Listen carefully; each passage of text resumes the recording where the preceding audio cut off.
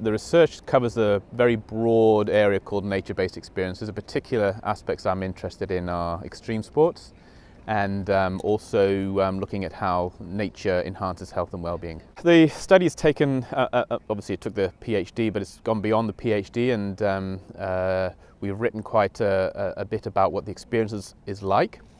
But what came out over the last 10 or so years was that there's still a tendency for research to focus on the negative, to try to look for personalities, to try to understand things in terms of extreme sports participants. There must be something wrong with them.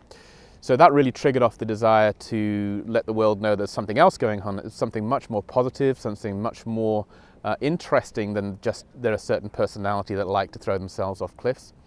And so that's really where the book came from, was a desire to put a different message out there to sort of explain to people and to demonstrate to people that in fact there's something much more interesting and arguably much more wonderful going on than perhaps the traditional research and the traditional understanding would cater for.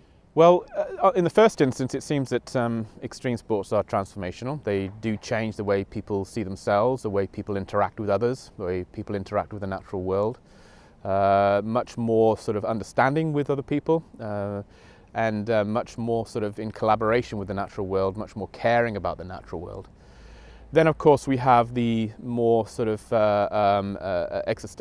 transcendent kind of ideas, if you like, experiences, which include things like a sense of freedom, and this is beyond the sort of socio-cultural understanding of freedom, and much more about the brain and the mind and the sort of feeling relaxed that they get whilst they're participating.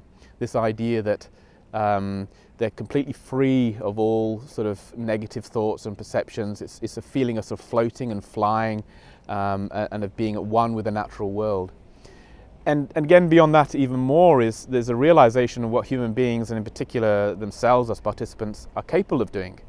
All of a sudden their senses are vastly enhanced. They can see things clearer, they can hear things clearer.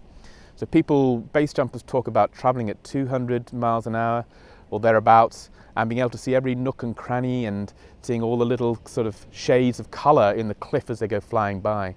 So it's that kind of, it's a sort of tapping into the human potential beyond the kind of potential, the realisation what you have in everyday life. So what we've done in the book really is we've accepted the fact that, you know, that for some people it might be that they want a hedonistic experience, or they might be doing it because they want to undertake risks. So we've started off by looking at the traditional understanding of what extreme sports are all about, trying to interpret them in a different way, trying to show that in fact, whilst this might be right for some people, it doesn't necessarily define what an extreme sport is like. And then from there we presented the new ideas based on individual participant experiences, looking at them in terms of how we might better understand extreme sports. The idea there being that, you know, we're hoping that researchers will take this a bit further and start thinking, well, okay, instead of wasting my time on you know, risk-taking personalities, maybe there's something else I can get from this which might be more useful in terms of really trying to understand what's behind extreme sports and where extreme sports are valuable to you know, to human beings generally. So, I mean, what was really interesting with the study on extreme sports is a few things came out of this which is where my research is going at the moment. One is that the power for adventure generally and extreme sports in particular to transform lives in a really positive way. So rather than being about, you know, negative perceptions about young people taking unnecessary risks, it's actually something that is really positive and can enhance you know, lives extraordinarily. The other one is, which came out in perhaps only about 2 or 3 paragraphs in the PhD and in the book as well, is the importance of the natural world to health and well-being. And this has really led down a path of trying to understand how the natural world benefits health and well-being, and how we might be able to utilise that in a clinical or a non-clinical context.